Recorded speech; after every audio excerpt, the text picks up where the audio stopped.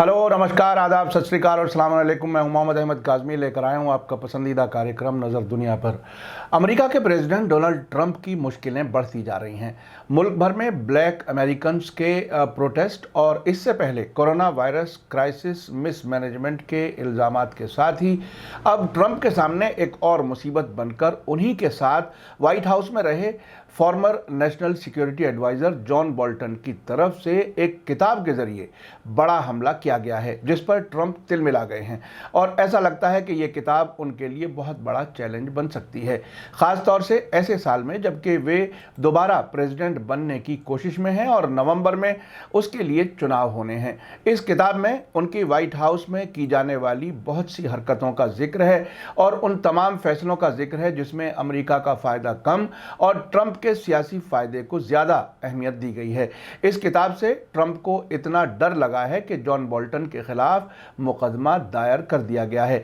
खबरों में आगे बढ़ने से पहले आपसे गुजारिश है कि अगर आप यूट्यूब पर देख रहे हैं तो सब्सक्राइब कर लें और घंटी दबाना ना भूलें, और अगर फेसबुक पर देख रहे हैं तो हमारा पेज फॉलो कर लें और लाइक ज़रूर करें ताकि आपको हमारी हर एक वीडियो की खबर सही वक्त पर मिल सके। और अगर आपको हमारी खबर सच्ची और अच्छी लगे तो अपने व्हाट्सएप ग्रुप, फेसबुक, इंस्टाग्राम और ट्विटर अकाउंट पर ज़रूर शेयर करें ताकि मीडिया स्टार वर्ल्ड की खबरें दुनिया भर तक पहुंच सकें।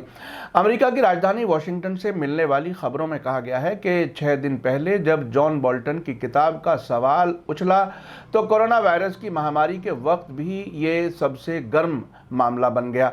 Farmer national security adviser John Bolton की किताब, जिसका टाइटल है The Room Where It Happened, यानी वो कमरा जहां ये वाक़या हुआ, एक नए मरहले में पहुंच गई है क्योंकि वाइट हाउस की तरफ से मुकदमा दायर किया गया है ताकि किताब को छपने से रोका जा सके, जिसकी वजह यह बताई जा रही है कि इसमें वो राज मौजूद हैं जिनका ताल्लुक नेशनल सिक्योरिटी से है और इन्हें आम लोगों तक नहीं पहुंचना चाहिए।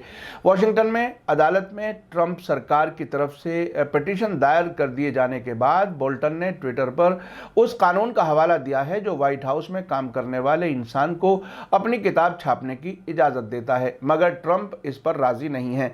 डोनाल्ड ट्रंप ने मीडिया के लोगों से कहा है कि अगर बोल्टन ने किताब छापी तो ये कानून की खिलाफ वर्जी होगी।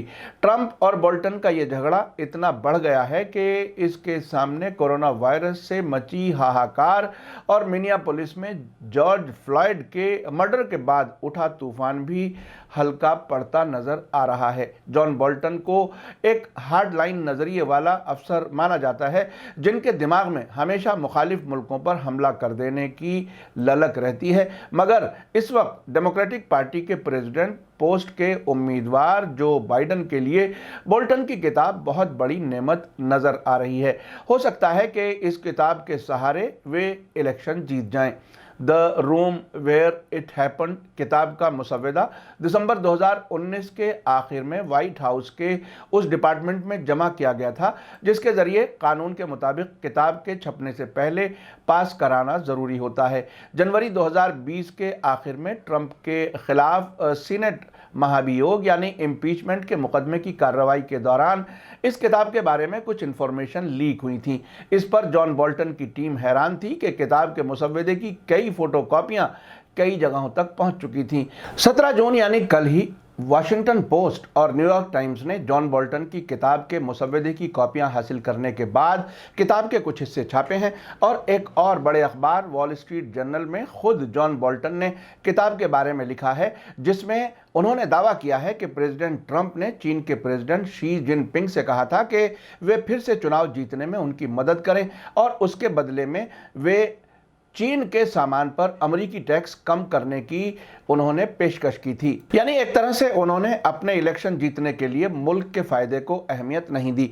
बोल्टन ने यह भी इल्ज़ाम लगाया है कि ट्रंप का अमेरिकी कानून के लागू करने के खिलाफ मुदाखलत करने का एक खास तरीका है।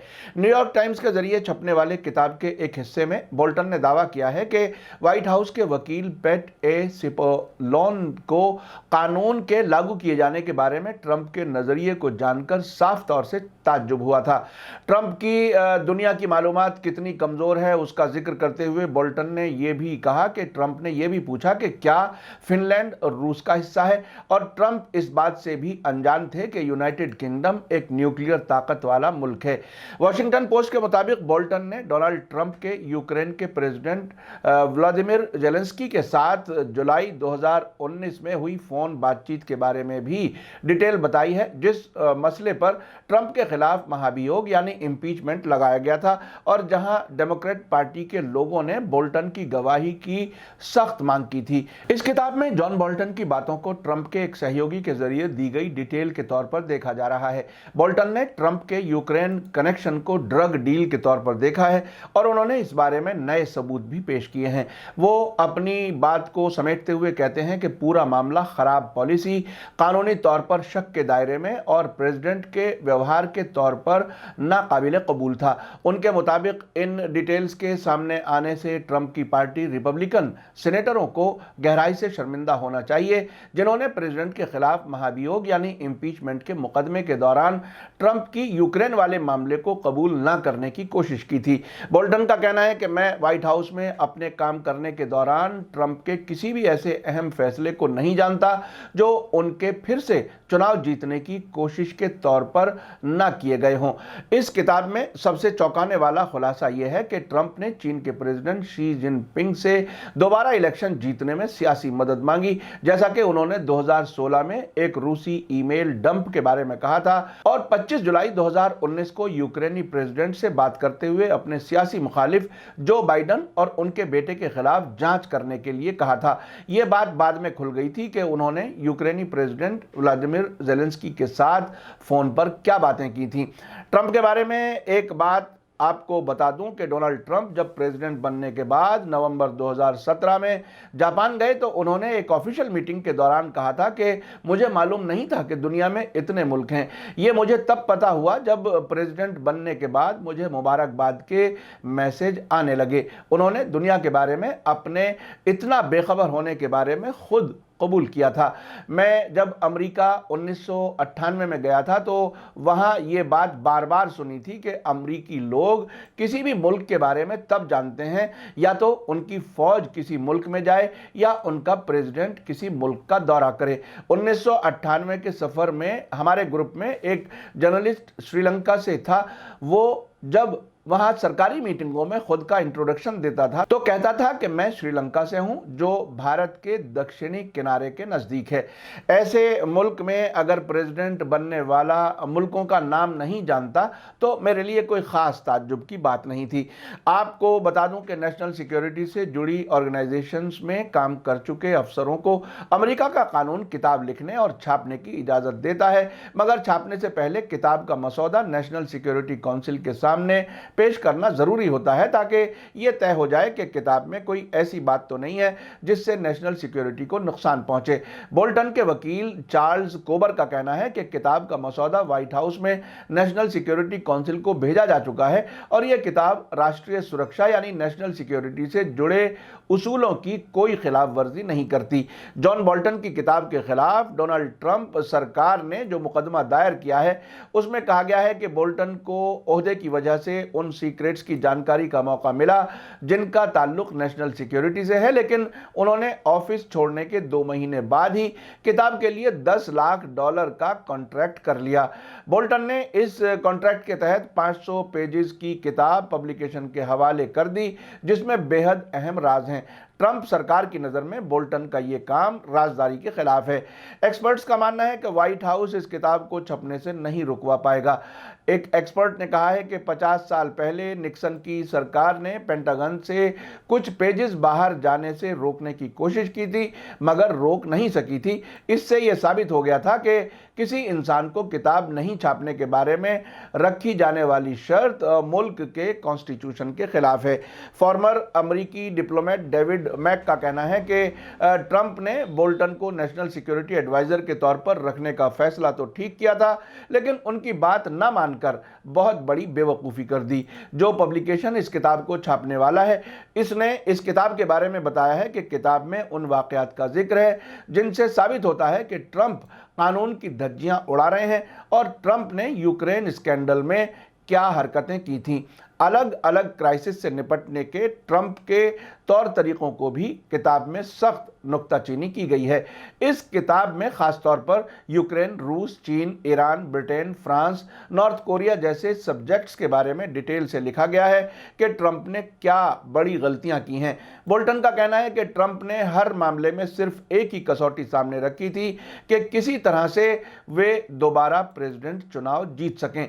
अप्रैल 2018 में बोल्टन अमेरिका के नेशनल सिक्योरिटी एडवाइज़र बने थे तो काफ़ी खुश थे, मगर सितंबर 2019 में ट्रंप ने उन्हें बर्खास्त कर दिया। ये सब इनके बीच कई मामलात पर इख्तलाफात की वजह से हुआ था। आपने देखा कि डोनाल्ड ट्रंप खुद अमेरिका के लिए भी कितने खतरनाक हैं। उनके नेशनल सिक्योरिटी एडवाइज़र रहे जॉन बोल्टन ने जिस तरह से ट्रंप को मुल्क के लिए खतरनाक बताया है, ये बहुत ही अहम बात है। आम भारतीयों को समझने के लिए बिल्कुल ये ऐसा है जैसे national security adviser Ajit Doval प्रधानमंत्री नरेंद्र मोदी के बारे में कुछ नकारात्मक टिप्पणियां करें। हालांकि ये सिर्फ समझने के लिए मैंने कहा है। हमारे यहाँ की डेमोक्रेसी ऐसी नहीं लगती कि हमारे नौकरशाह ऐसी किताब लिख सकें, जबकि जिसके खिलाफ किताब लिख रहे हों वो अब भी मुल्क का प्रेसिडेंट हो। ट्रंप ने अब तक इंटरनेशनल लेवल पर जितने गलत फैसले किए हैं, चाहे वो सीरिया, इराक, सऊदी अरब हो या इजराइल फिलिस्तीन मामले हों, वो सब आपके सामने हैं। देश के इंटरेस्ट के मुकाबले वे खुद को दोबारा प्रेसिडेंट बनना ज़्यादा ज़रूरी समझते हैं। ये अमेरिका के लिए बहुत ही बदकिस्मती की बात है। इसी के साथ मुझे दीजिए इजाज़त। आपको मेरा ये एपिसोड कैसा लगा कमेंट्स में ज़रूर लिखें। धन्यवाद, शुक्रिया, थैंक यू। जय भारत, जय हिंद।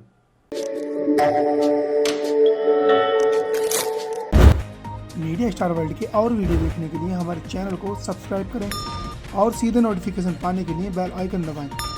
और अगर हमारी खबर सच्ची और अच्छी लगे तो अपने व्हाट्सएप, इंस्टाग्राम, फेसबुक और ट्विटर अकाउंट पर ज़रूर शेयर करें।